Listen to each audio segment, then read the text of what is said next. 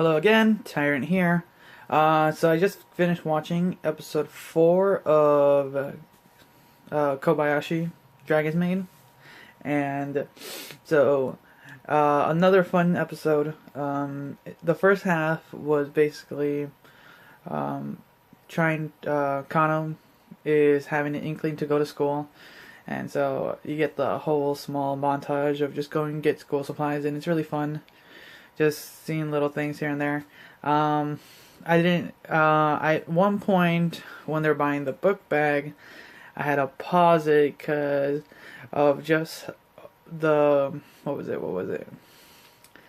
Every time I see, like, anytime a character reacts to a pricing of a show, since it's in yen, I get the idea of the yen and US dollar sometimes. But I have to sometimes just pause it and just say, like, how much is that really? And it was, like, really expensive for a book bag. I think it came out to be like a $300 book bag, and I was like, wait a second. Wow. I know for some reason, I don't know why I'm saying that, but it was just like jaw dropping to me, like, god damn.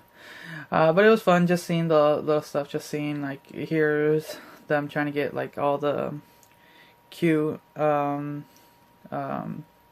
stationery and all that stuff, and that little montage of them having both Toru and Kanna just having little fights and just getting into trouble, basically.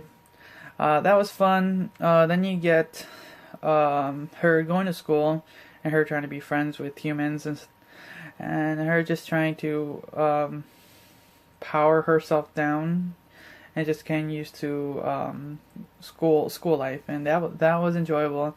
Her trying to, try to be with other human children. The introduction to a new character, what's her name? Don't have it yet. Is that very ambitious, challenging one that. Kind of like usually the jerky character you would think would be the rival here, but she turns out to be Kanna's best friend now, and that leads to trouble later in the show, which is hilarious. I'll talk about that in a second, but it was just fun seeing this. Just go through the whole school scenario and presenting Kanna with congratulations for going to school, a little gift that Kanna did not. There was this charm that she really wanted, but there's certain situations where children will pick up on moods. That's I like that you're like, okay, I'm not gonna do that. And Kobayashi noticed this. I gotta remember her first name. Whatever. I'll think of that later. And just basically return it. It's also interesting that everyone's taking her last name. So that, I don't know if that's going to lead to anything later, but it was fun. So going back to Kanna's new friend. So now that they're friends, they go walking home to school. They go home together from school, and they decide to go to this park. And there it leads to some trouble. Some older kids, some boys are playing dodgeball, and the new friend almost gets hit. And Kanna protects her, and knowing her character, she starts bad-mouthing them, and that leads to a confrontation to become a dodgeball fight between the boys and the girls and her friends.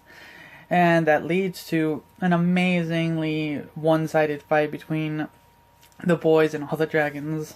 And it was hilarious. Now here's the thing about that, because the scene that was described beforehand, like, it was awesome. It threw me back, because you saw the playground all in shambles, and all 4 dragons just knocked out. Like, what happened there? And then you see a little girl crying, like, Kobayashi just standing there, like, and then after the whole Dragon Ball, the dragon dodgeball incident, that after all that, they seem bored still, so it goes on 2-on-2, dragons versus dragons, and they literally, like, blasting that ball back and forth to the point of destruction.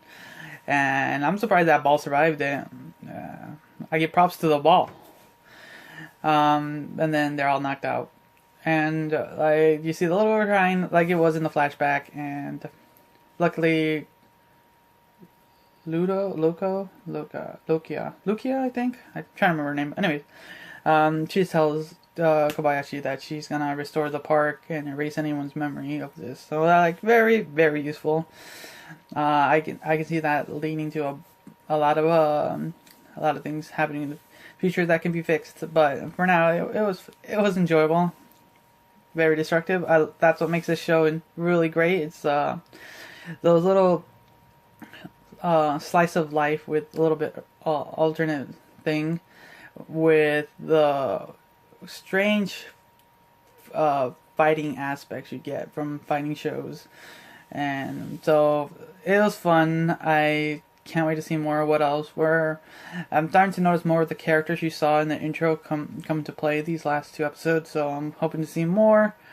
So I can't wait for next week. I'm about to see the preview for next week. So until next time.